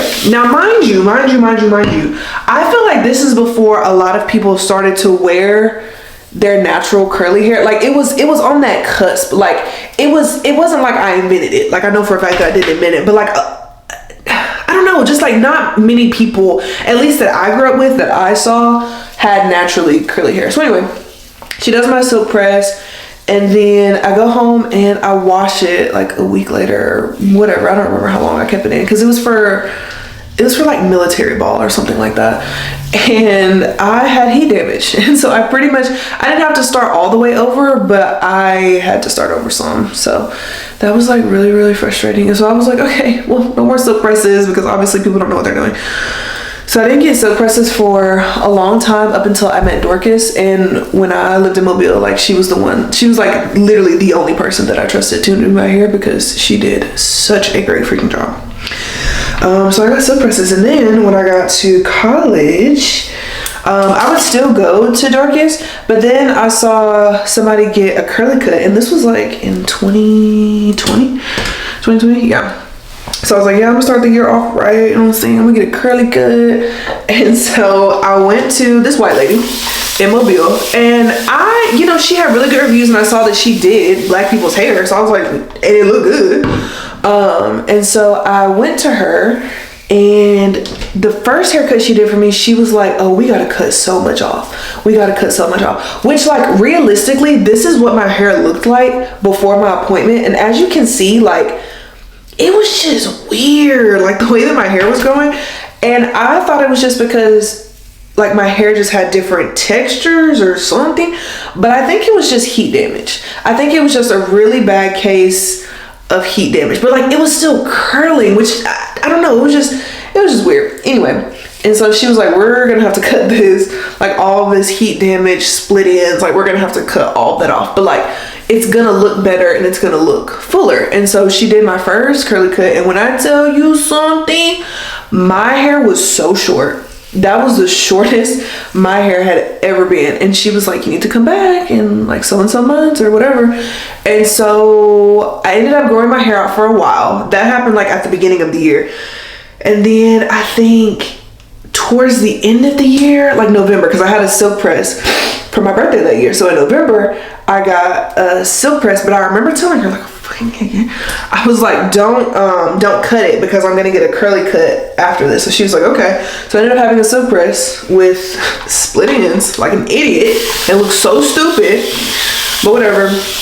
Did that. And then I went back to the white lady again. I was like, hey. And she was like, oh my gosh, it's even worse. We're gonna have to cut off even more. And when I tell you, my hair stopped like past my ears. Girl, I'm still gagged about that to this day. And so now that's kind of where we are now. Well, not completely. So I stopped going to her, and a girl that works with me named Julia, who I love, we all know her, we love her. She has her own hair salon, and like when she's not working with me at the hospital, like that's what she does. Like she works at the hair salon. And so I wanted her to do, well, first, I think the first thing she ever did for me was my silk press. And so she did my silk press for me, and then she started doing my mini twist. And now I get my mini twist every like 3 to 4 weeks, and it's perfect. And that has made my hair grow so much. And where did I just put that little clip? Oh, it's over here. Okay, well no, I need that. But yeah, it's made my hair grow so much, and I will never get a curly cut ever again because like the basis of a curly cut doesn't even make any effing sense. Like I don't understand how they can see what needs to be cut. You know what I mean? Because like when you blow it out, because that's what Julia does for me. Like she blows it out on a low setting, like it's not super hot, whatever. And she can see like the ends that are see-through and tore up, and that's what she cuts off. And we do that every 8 weeks. So that it's not like I'm just getting a haircut once a year and we're cutting off 17 inches of hair, So yeah, that was my final curly cut, and this is kind of like where we are now. My hair has just grown so much. It's grown so much. I feel like it's healthier, no more heat damage. And I had really bad traction alopecia from always doing like slick backs for nursing school for like clinical and stuff. And yeah, now it's pretty much gone. Like this right here was thick, like it was like this big. It was really, really bad. But now since I do like low tension hairstyles like mini twist, it's just a lot better. I really do like that. So let's talk about how I'm doing mentally and just kind of like how I'm feeling, like where I feel like I am, like where I feel like I'm at in life.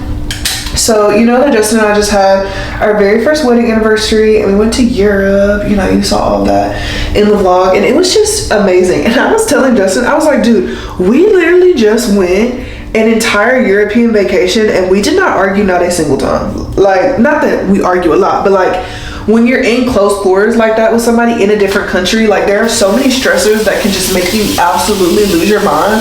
And we never once like lost our cool on each other ever, which again, we don't do that. Like, I don't want to like build that narrative because we don't. But it's just like, I'm proud of us. Like, that's so slay. Like, most people, like, you see them on TikTok going on like your family vacations to Europe, and they're like, yeah, we're like going on different flights. We're not sitting next to each other. I haven't talked to my family since my European vacation. Like, it gets crazy. But it was honestly a really good time, and I feel like I have a really good, happy, healthy marriage. Like, I know people say like the stuff that you see on social media is like fake, and like everything that you see is not true, which that is true. Like, people show you the parts of their life that they want you to see. And like, even though I do show y'all pretty much everything, like there are like personal things about like my family that I just don't share with y'all, because like if it's not happening to me, it's not my story to tell, if that makes sense. So like there's like some stuff that y'all don't know. Like, for the most part, I feel like I'm pretty open about everything. But I'm saying all that to say, like, what you see is what you get, especially like with Justin and our marriage. Like, he's everything I could have ever wanted. He's everything I could have ever wanted. Like, if I had a kid, I would want them to find a partner that is as compassionate, as kind, as loving, as selfless, and as as thoughtful as Justin is. Like, I could not have asked for a better partner. And of course, he's not perfect. Of course, he has his faults. Of course, he makes mistakes, whatever, like any other human being on the face of the earth. But I appreciate him so much for just how much he loves and how much he tries. Like, I just could not have asked for a better husband. I don't want to get emotional because I will start crying if I start thinking about how great he is. But he just really is, like, he's just great. Yeah, and I know he feels the same about me, so it just feels good to have a really good partner. Because there's a lot of times where, like, I'm in spaces with, a group of girls, whatever, socially, and everybody starts talking about, like, how much they hate their husband. They're like, oh my gosh, Jay, like, you've been so quiet. It's like, yeah, because I don't hate him. Like, I love him. Like, I don't have anything bad to say about him. And also, like, why would I badmouth my husband to other people? Like, in what realm of reality does that make any sense to you? Like, no, I'm not gonna do that. That's absolutely insane. Like, if I have a problem with my husband, guess who's gonna be the first to know? My husband. Like, what? No, that's just insane to me that people will go out in public and talk bad about their spouse. Like, that's ridiculous. But yeah, I feel like our marriage is just like in such a good spot. And I know that it's only been a year, and people are like, oh, like, wait until you get 40, 50 years down the line and see if you still like him. I'm sure I will. Like, what? I feel like the key to having a happy marriage, there's two things. I feel like, number one, marry somebody that you like. Important, muy importante. And then number two, you have to have good communication. Like, if you are somebody that just like does not have very good communication skills, it may not be time for you to get married. Like, I feel like that's not something that you need to be like, oh, well, we can work on that, like, whenever we do get married. No, you need to have very, very, very strong communication skills with somebody before you get married to that person, because there are so many little things that can start arguments that will blow your marriage apart if you don't know how to communicate effectively. Like, that's so important. I personally do not feel like that's something that you can learn to do whenever, like, after you're already married. Now, a caveat to that, I do feel like you can learn like better ways to communicate whenever you do get married, but you do need to have a very firm foundation, a very firm basis in like communicating before you get married to somebody. But that's just me. That's just my own personal opinion. But like outside of marriage, how do I think I'm doing? Like mentally, I feel like I'm really good. I feel like I was beating myself up a lot yesterday because I went to Orange Theory, and It was the 1 mile benchmark, and I did not know that. And like I was telling y'all yesterday, like I'm a slow and steady wins the race kind of runner. Like I'm not super fast. I'm not gonna give you an 8-minute mile. I'm more likely to give you like a 10-12 minute mile, right? And of course that's not super fast, you know, it's whatever. And it's just really hard for me to talk about because the running community is so judgmental. So like just to be open about that can be really hard. But there were people that were finishing in like 8 minutes. I was like, oh my gosh, like I feel so slow. But like I made it before the cutoff time. I think the cutoff time was like 14 minutes. And my time was like 13 something. Which, I'm not gonna beat myself up about it. Like I literally haven't worked out in 2 weeks. And there are a lot of people who probably work out every single day and would have been like, no, sorry, actually I will not be doing that because I am not able to do that right now. So I'm not gonna beat myself up about it. I'm not gonna make myself feel super bad about it because I went up there and I did it. And like, of course I feel like I'm not as in love with my body as I would like to be, but it's all about like making small changes and being consistent with those small changes, which I feel like I haven't necessarily been, which is really hard to do whenever you're going on vacation a lot, because whenever I do go on vacation, I'm not like restricting my eating and telling myself like, no, you can't have a margarita, or no, you can't have, you know, this Italian sweet treat or this Swiss chocolate or, you know, whatever. Like I'm not doing that because no, like I didn't fly all the way across the world just to tell myself that I, you know, can't indulge and I can't, you know, have something. So it's been a little difficult on that front, but I'm trying to just like get into a routine and just like doing a little bit every day does make progress. 1% every day is still a percent. So I don't know, I just try to not beat myself up about it because it's gonna be fun. Okay guys, I'm going to work. I will see y'all in the morning. Good morning guys. So last night was my first night back at work after being off for 2 weeks, and honestly it was not a bad shift at all. I worked with a good bit of my friends, and so that was really nice. And I was not given a laboring patient last night, and I'm pretty sure that's, well, it could be for a lot of reasons, but I feel like it's probably because like I've been gone for 2 weeks and because like there weren't a lot of laboring patients. So I was doing antepartum stuff, and so that was fun. And we had a really good night. I like my patient a lot, but I thought it was funny because I was in their room doing stuff, and the patient was on TikTok, and it just so happened that one of my TikTok videos popped up on their For You page, and the look of like, it was literally like this.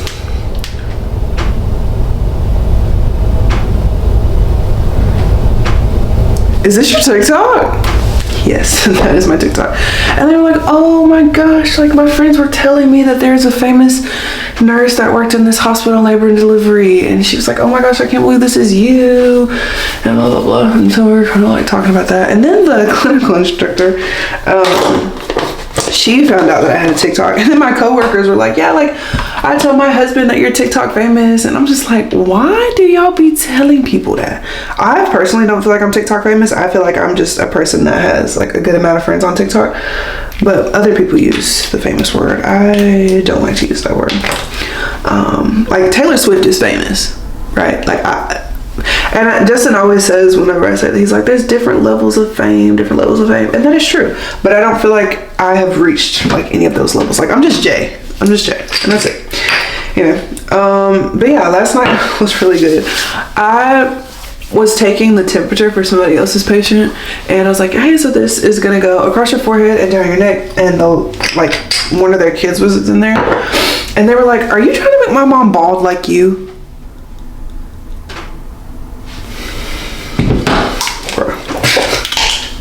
Kids would literally say anything. And I was like, no, I'm just taking the temperature. They were like, oh. Leave it to kids. But anyway, I feel like this week has literally been so long. Like at the beginning of this week's vlog, we were in Switzerland, and now I'm in Alabama doing my post night shift routine, skincare routine. Like life just goes by so fast. Oh, speaking of trips, so of course I've been gone for 2 weeks, and a good bit of my coworkers follow me on social media, and I don't talk about my trips. Like I don't bring it up. I never say anything about any of the trips that I'm going on. Like the most I'll say is like, oh, like I won't be here those dates. So like I won't be able to like pick up a shift or like help out, or like if they're trying to make plans, it's like, oh, like I can't do that day or like these dates because, you know, I won't be here. And they'll, you know, connect the dots and be like, oh, like, you know, where are you going, blah, blah, blah. But anyway, when I got to work, of course, since I was on a 2-week European vacation, everybody wanted to know where I was going, which rightfully so. I'm nosy. Like if you go on a 2-week vacation, I need to know every single thing you did, you saw, you ate. Like I need to know all of that, right? But I just never really liked talking about it just because I never wanted to seem like I'm bragging. Because like, think about how it sounds. Like, oh, like, you know, my husband and I went on a 2-week European vacation. We started off in London and we did this. And then we took the Eurostar to Paris. And we spent the week in Paris. And then we took the train from Paris to Switzerland. Like, how does that sound?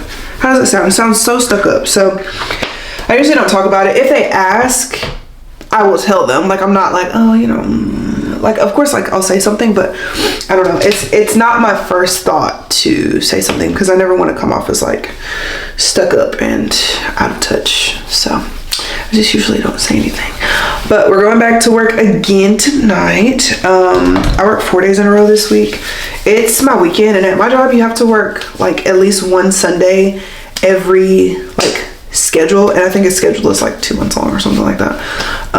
And so it's usually easier for me to work the Sunday attached to my weekend, which this is my weekend. So it's usually just easier to do it this way than to like work a Sunday and then work a Thursday, Friday, when you could just work a Thursday, Friday, Saturday and like be off for more days in a row. So that's just what I personally like to do. But yeah, tonight's shift was not bad at all. I'm not mad at it. It was a very nice way to kind of like ease me back into things. So I definitely do appreciate that. But I'm going to make some breakfast and I'm going to go to sleep. So I just got up and I had a text message from my team leader, and I have to work my birthday this year because that's my weekend, which I don't really care about because I think we're going to Mexico like at the beginning of that, like that week, and then like that weekend I have work. But I was basically asked if like it would be okay if I work 6 days in a row. And that just hurts so bad. It hurts so bad, but like I know that they would never ask if they didn't actually need it. Like they would never, ever, ever in a million years ask me to work 6 days in a row if they didn't really need it. And that's because like we've lost so many people on night shift.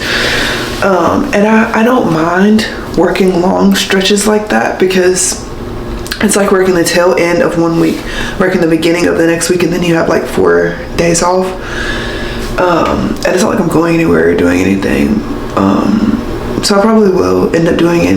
And she's just so nice and she's so compassionate, like apologetic. She was like, I'm so sorry to have to ask you to like move days. Just like I'm gonna leave the schedule at the desk and you can just like pencil in like how you want to work that. And I appreciate that because she didn't have to do that, and it's just very nice, and I like that about her. I didn't go to bed until like 9:30 because I made breakfast, and then Justin woke me up at like 2:30 and he was like, hey, just letting you know that I'm about to leave again. I'm like, what the heck? No, I'll stay. But he had a meeting at 3 at work from 3 to 4. Yeah. I don't know how I feel right now. I feel weird. I feel bad because I wasn't trying to sleep until 3:20 because I was gonna go to Pilates, but the only Pilates class open today was a cardio sculpt, and I did not want to go to that. Also, they're raising the Pilates class prices. Mind you, I have the Club Pilates Unlimited membership for $179 a month, and then I have the nurse discount, which I think makes it $179, or it's like $130, something like that. Anyway, they're trying to raise it to $202. Are you out of your mind?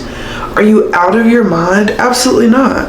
Absolutely not. So I'm gonna end up dropping my membership from the unlimited to the 8 classes a month because that's actually insanity. What? No way. I'm also thinking about dropping my Orange Theory class to 4 classes a month because I need to be prioritizing weightlifting and running more than like Orange Theory and Pilates anyway, and my legs are so sore because I did a leg workout yesterday. Anyway,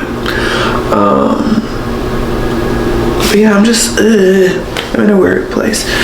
I need to stretch. I know that much. And I think I want to go on a run today. Yeah, I definitely need to run today. But it's just like, I like running, but it's hard for me to do stuff that I feel like I'm not good at. And I feel like running is something that I'm not good at. And so it's hard for me to want to try because I know that so many people are better than me. But like, people are better than me at a lot of things, like not just running, and I still enjoy doing other things. So it's just like, I also miss my mom. Like, that's random. I should text her, see what she's doing. But yeah, I guess I'm gonna put on some clothes and go work out. Okay, so I told y'all that I went on a run and the run was really good.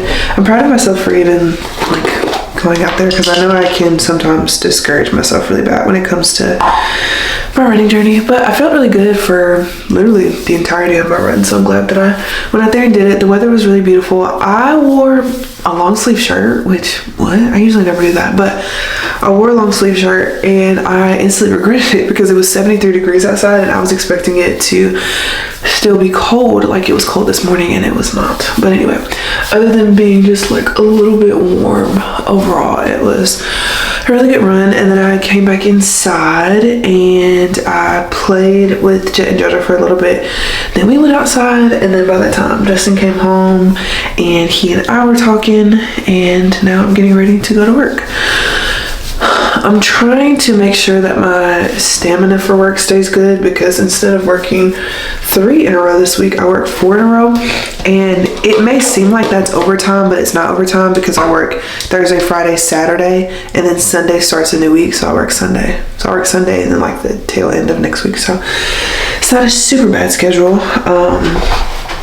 but it is what it is. Where is like my under eye stuff that I use? Oh, there it is. There was something that I wanted to talk to you about. Oh, this is not what I want to talk to you about. But y'all know how like under my boobs, it gets like really, really sweaty and really itchy. And I get like a boob rash like right up underneath and then like right down the middle, like where there's cleavage, it gets really itchy. So I started to use the, what is this called? Like the Bust Dust. Mega Bay Bust Dust.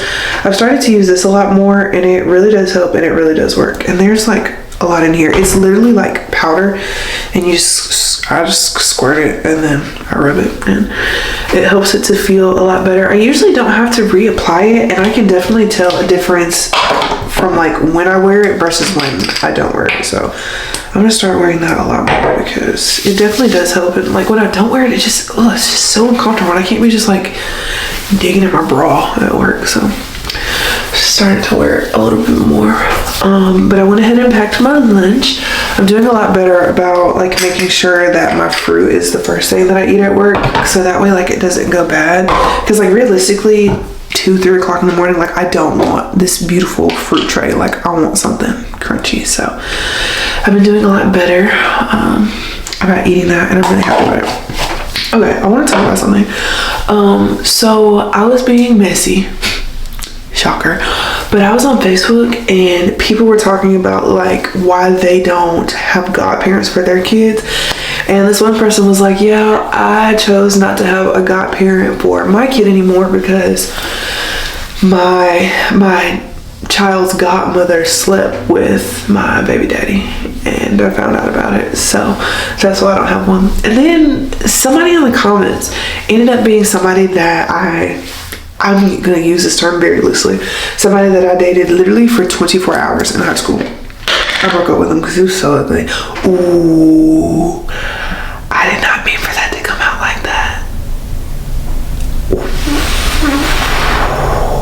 that was mean. That was mean.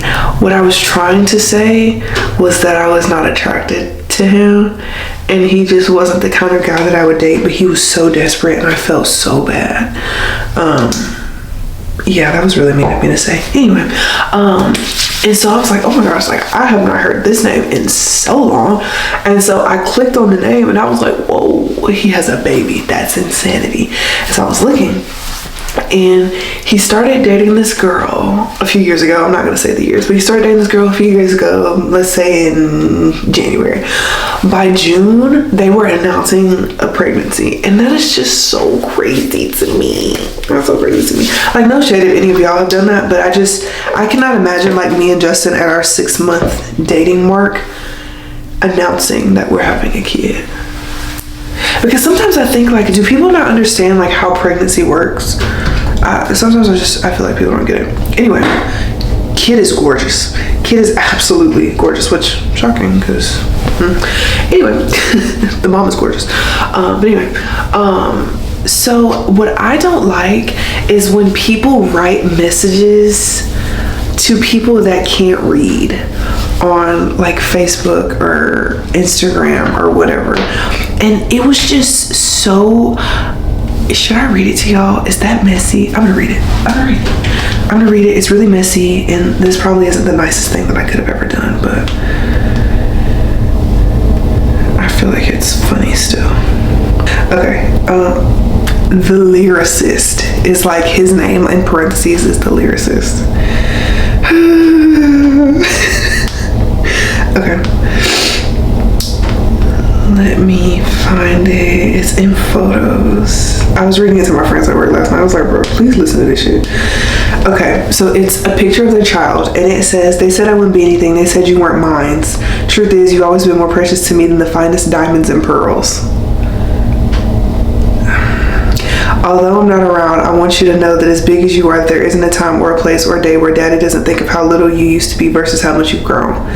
People may not understand or see what goes on behind the scenes, but know that I'm not going to be a villainous fiend.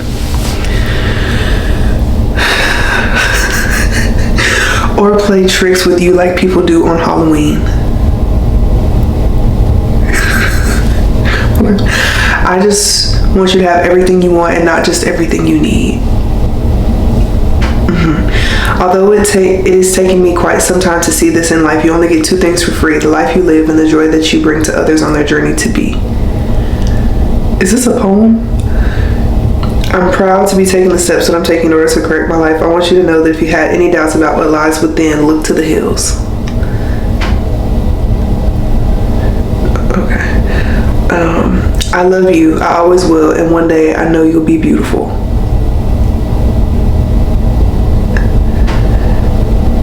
All in all, I just want you to be better than me. Love, Dad.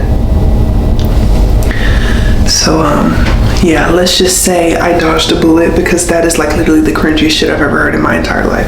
And then it's like you're doing all this, but like you know for a fact that your kid can't read. Your kid is like maybe 2-3 years old. Like your kid can't read. So the fact that you're doing all that, like you're not doing it for your kid, or else you would just tell your kid, like you're doing that for social media, which I think is just kind of weird. Like I think it's okay whenever people are like announcing pregnancies or like announcing that their baby is born, like, oh, you know, mom and dad love you so much already. That I feel like that's okay, but that stuff like that is just weird because like now I'm in your business, obviously. Like I don't know, I just think stuff like that is so weird. And he was like corny like that also in high school, and so that's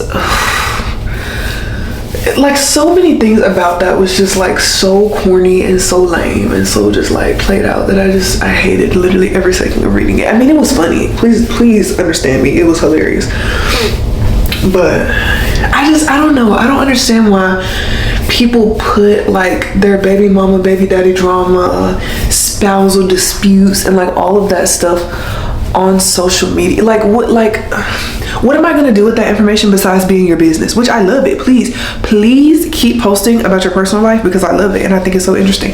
And I will sit there like go down the rabbit hole of the whole story, and it may just work out in your favor. And you know what I'm saying? I'm on your side about it. But overall, I don't know. I just think it's weird when people do stuff like that, especially like writing letters to your kid or whatever. Like you're not doing that. Like you literally just did that to make your baby mom upset. Now realistically, I don't know the situation, so I can't really cast an opinion, which I shouldn't be casting an opinion no way because it's not my business. I'm just nosy as fuck and I can't help it.